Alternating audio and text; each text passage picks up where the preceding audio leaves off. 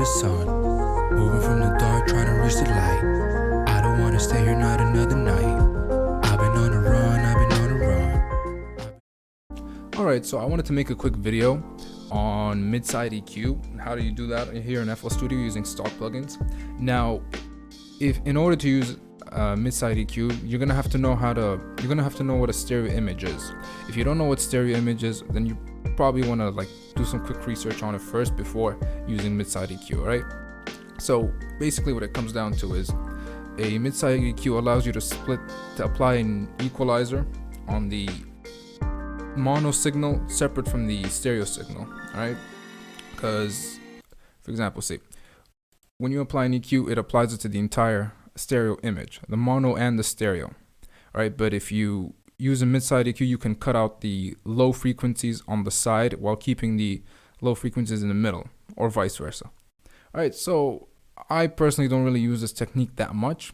I use it every now and then, but I use it for something really simple and just straightforward. Alright, so the point here is I want to show you guys how you can use mid-side EQ here in FL Studio using stock plugins. Alright, so I'm gonna go here, slot, I'm gonna go to patch.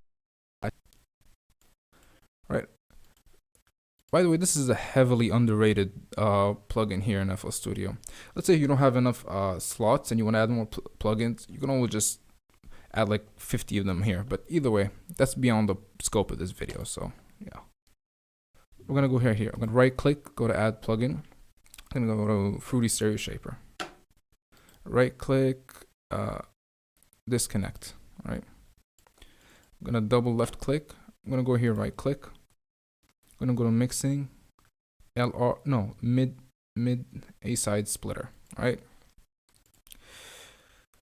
So what I'm gonna do is we're gonna right click, gonna go to the outputs, audio, and send to. Right. So now we got little two output things here or whatever. All right. Let me just connect this right here. I'm gonna right click.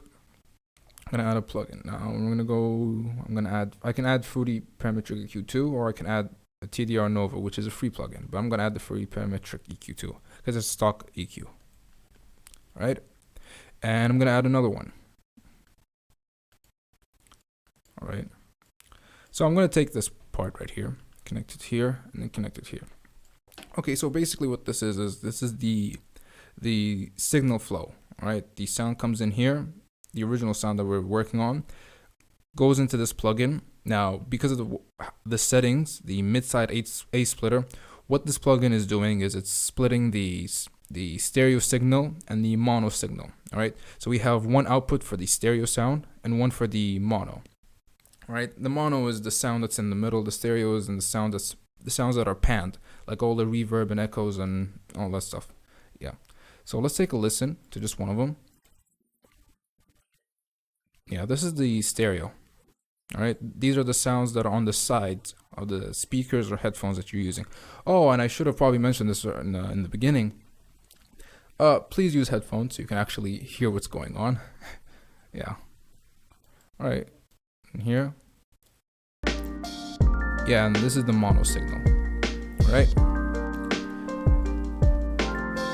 And now this is the mono and the stereo, complete sound.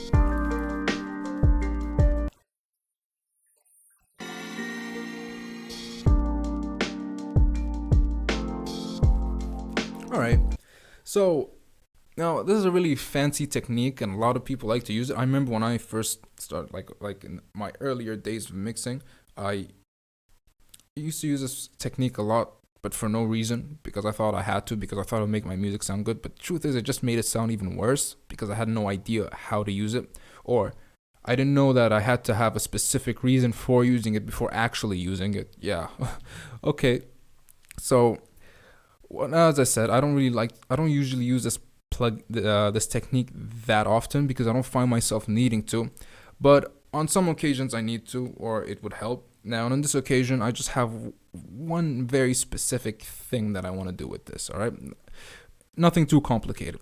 All I want to do is remove the low frequencies from the side. That's it, because I don't want to have any low frequencies on the side, because it'll sort of make everything a little bit more muddy, you know, because you hear that word used a lot in these YouTube videos and all that. But yeah, but either way, so that's all I want to do.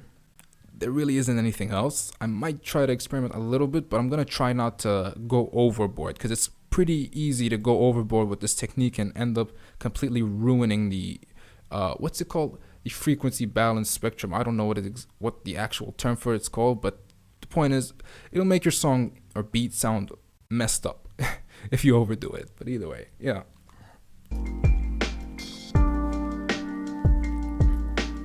All right, so this is the side.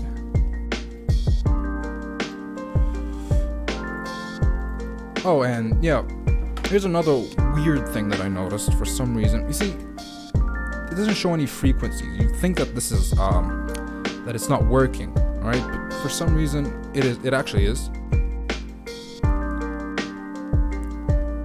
But it just doesn't show any images or visuals for some reason. But it's still working. Either way. All right, I'm gonna go over here. Yeah, I wanna just. Let me try boosting.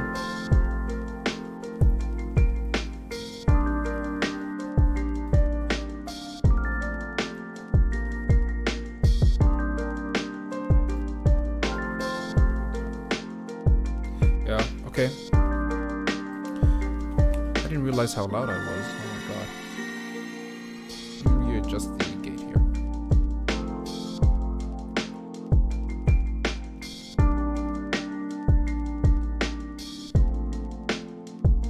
Alright, let's do a before and after so we can make sure that we're making it actually sound better. So this is before.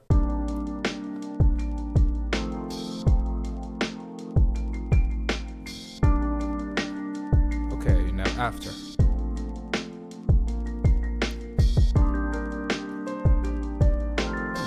I think it sounds cleaner, but maybe I don't need to turn up the highs that much, you know?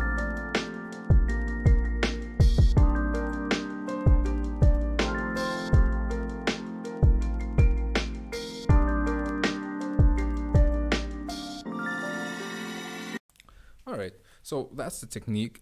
However you want to use it, try and experiment with it, and yeah.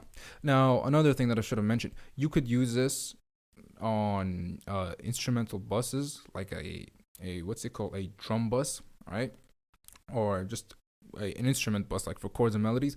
Or you can use it for mastering, which is what I'm doing right now. I'm using it as a master, right? To just clean stuff up before I go in and I add other plugins and try and make stuff sound louder and all that sort of stuff. Yeah. So basically what I'm trying to say is I mainly use this for cleaning stuff up, but I think that's what it's usually used for. I would recommend just using it to clean stuff up before you start trying to boost things. All right. I mean, even I haven't really gotten good at actually using it to boost any frequencies and make things sound better. I just use it to like clean stuff up a little bit. But either way, enough about me. Point is, you use this however you want. Try and experiment with it. This is the side, and there's the mono right here. You can play around with the mono as well, right? And yeah, bye.